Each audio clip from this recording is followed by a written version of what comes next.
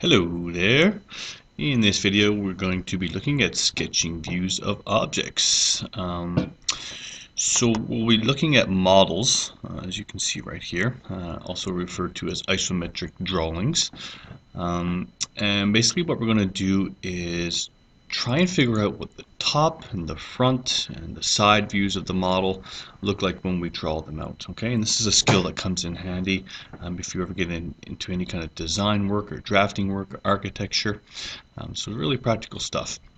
So a couple things. First, when you look at an object, it's important first to determine, which side is which. Okay, which is the front, which is the top, right, back, or left side, as it's referred to. And try and sketch the front side first is what I recommend.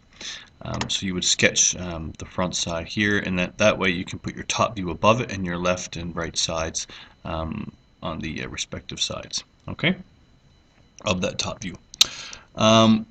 So probably the most important thing to remember here is that internal line segments indicate variations in thickness or depth. Okay, so it lets the viewer know that there is a change here. Okay, and I'll kind of illustrate that through talking through this example here.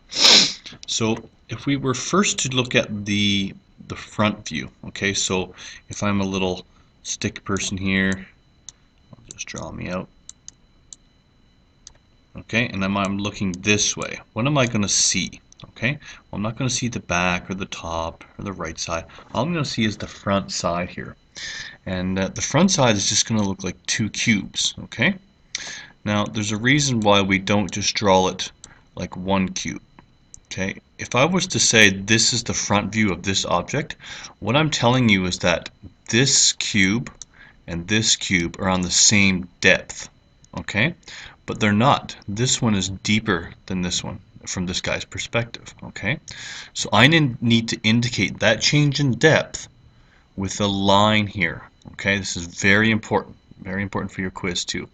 Okay, this tells me that these are not on the same depth level. Okay, because if I were to draw it just a solid rectangle like this would tell me that this block would be sitting, say, up on top of this one, and these would be level with each other, the two shaded areas. But they're not. As you can see, this one is further back, so we indicate that to the viewer by drawing this internal line across here. Okay, so that indicates my change in depth. Whereas if I'm standing right here looking at the right side, okay, so I'm looking towards this way now, I'm going to draw my object, or sorry, my view, like this. Okay, as you can see, there's no internal lines drawn here. Okay, so this tells me that these are all on the same level. Okay, this is very important.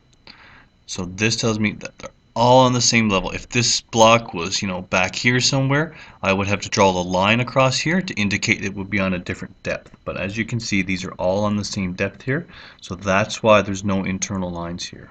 Okay, same thing from the back side. If I'm back here, okay, no, that's supposed to be a person. Not very good. Okay, I'm looking this way. I'm going to get the exact same view, except the taller side here is going to be on my left. Okay, so it's going to be almost the complete opposite of the right side. Again, they're all at the same depth, so no internal lines. Now, if I'm a bird flying overhead and I'm looking down at this, what I'm going to see is these blocks here. It's 3 different blocks, but these guys are at the same depth. Okay, so I'm not going to put the internal line here. So this one is at a higher depth. Okay, so that's why I got one line here and no line here. Okay, there's 3 cubes. The reason why these two are kind of joined together is because these are at the same depth. Okay, and this one is at a different depth. That's why there's that line across there. Okay, so this is my top view, my front view, my right side, and my left side. Okay, and these things take a bit of practice to get the hang of, but once you do, it's not too bad. So what I'll do now is we'll look at another example. Okay, so in this example, again, we're given our isometric model over here, and we're going to draw the different views. Okay, we're given the front view here. Again, we see these bottom two are kind of joined together here and at the same depth, so that's why there's no internal line here. And then we see this top L-shaped object here is at a different depth than the one on the bottom here, so that's why I have my line across here. Okay, so if I'm at the front view, this is what I'm going to see. I'll see that this is at a different depth than that block on the bottom. Okay, now let's take a look at the let's do the right side view here, because that looks like it'll be easy. These are all on the same depth here. Okay, there's no change in depth indicated by a different shade, so all I really have to do is draw an L that looks like 1 block, 2 block, 3 block, 4 blocks. Okay, so it's just essentially going to look like this. Excuse my lines if they're not super straight. Okay, if I'm on the right side, that's what I'm going to see. Actually, no. I'm going to, let me just use my eraser here.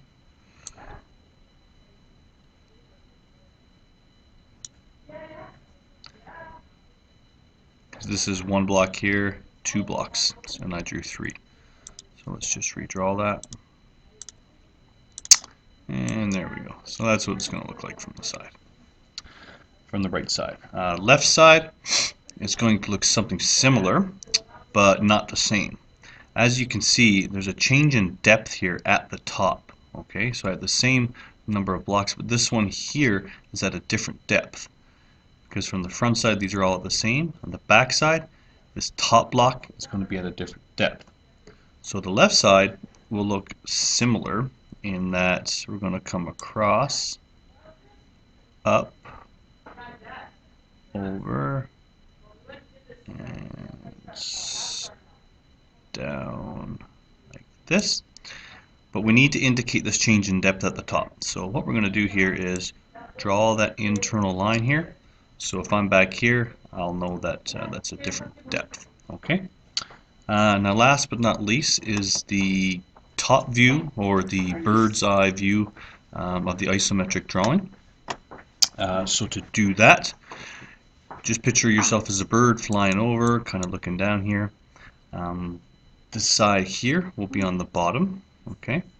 And those 2 blocks are at the same depth, so we're just going to draw this so far.